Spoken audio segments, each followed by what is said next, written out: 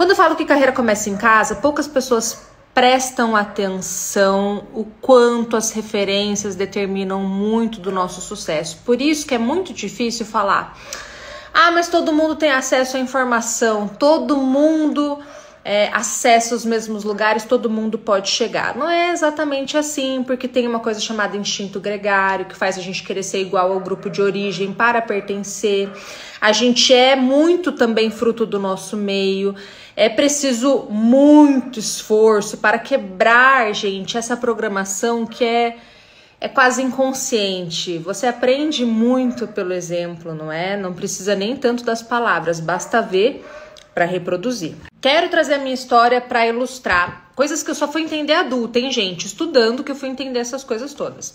Bom, quando eu nasci, vocês sabem que perdi meu pai muito cedo, que minha mãe criou a gente sozinha, eu tenho mais 2 irmãs e tal, que foi uma história de luta, de vencer adversidades, que teve suas dificuldades, mas o fato da minha mãe ser uma pessoa que estudou, que conseguiu estudar, ela tinha uma cultura, uma visão muito à frente e ela transmitiu isso desde sempre para nós.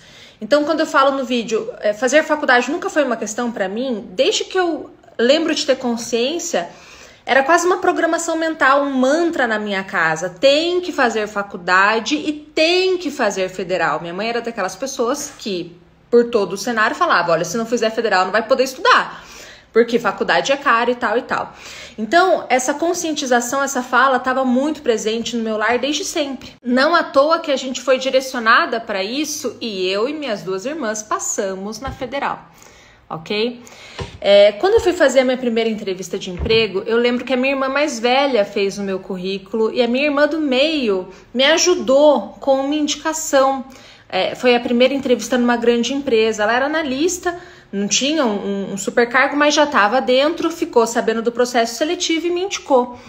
Na hora da entrevista, eu só tinha calça rasgada, era nova, né? Aquelas roupas de adolescente. Ela falou assim: Paula, ó, usa essa roupa, usa esse sapato, eu tô te emprestando, você vai falar isso, vai agir assim, ele vai te perguntar isso na entrevista, você responde assado. Então perceba o quanto eu tive chance de entrar nessa entrevista para passar. Eu já tinha currículo montado, eu já tinha roupa emprestada e todo o briefing, tanto que passei. Isso não exclui, gente, o meu mérito de ter estudado quando era para estudar, de ter feito o que tinha que fazer, de ter começado a trabalhar cedo. Eu tenho o mérito de ter feito as coisas que eu fiz, mas isso não anula o fato de ter tido muitos privilégios, concorda? Então, quando se traz, às vezes, a ideia da meritocracia, faz a gente pensar que tanto eu, com esse contexto familiar, quanto a pessoa que está lá na periferia, que não tem pais que estudaram, que não tem acesso, que mora numa rua sem asfalto, que pega 3 ônibus para chegar, que paga condução com dificuldade, etc, etc, que nós 2 temos as mesmas condições. Não temos. Isso é importante ter bastante claro. E perceber, e eu falo isso não para vitimizar e tal, já sei que vão ter pessoas que vão falar isso, mas é pra gente pensar como isso é forte e é invisível. Eu trago até o exemplo da igreja, né? A maioria de nós, sabe como se comportar numa igreja, sabe que não deve usar roupa curta, falar alto, falar palavrão, porque alguém ensinou. O mundo do trabalho é cheio desses traquejos sociais, regras, códigos, que eu tento transmitir muito para vocês diariamente aqui, que tá numa esfera invisível, não tá explícito, mas tá determinando o tempo todo quem entra, quem sai, quem tem a aparência certa, quem não tem, quem fala do jeito certo, quem não fala, quem age da maneira correta, quem não age. Então, isso tudo, gente, vem muito da base familiar, na minha visão, que a gente teve a oportunidade de acessar ou não. Capítulo 2 do livro Secreto da Carreira, a gente traz até o exemplo da Bia e daquele outro personagem contando as histórias e evidenciando o quanto esse passado influencia nos lugares que cada um acessa. Paula, dá para romper com o padrão familiar? Dá. Dá para fazer diferente? Dá. Tem gente que consegue? Tem. Mas, inegavelmente, o esforço é muito maior. Quem é o primeiro da sua família sabe do que eu tô falando e já atendi tantos que é uma história assim, fácil de entender. Primeiro que você tem muita dificuldade de avançar, muitas vezes a família não incentiva, você começa a progredir, a família puxa para baixo, porque agora você mudou, você tá se achando, você enricou, às vezes a pessoa até se sabota para permanecer igual.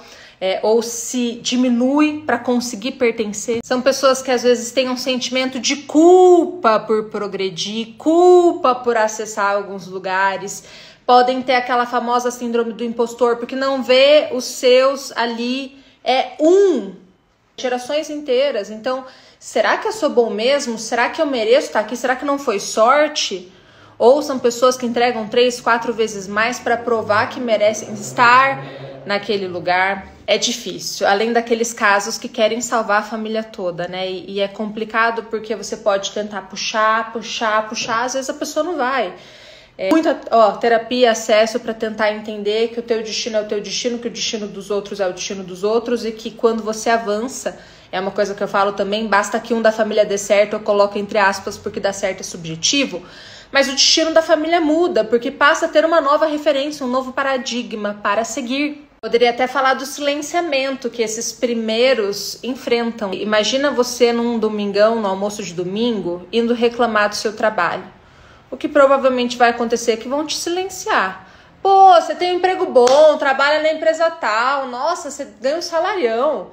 E eu que trabalho em tal lugar, e eu que tô sem emprego, né? Faz parte um pouco da nossa cultura, esse comparativo da desgraça, né?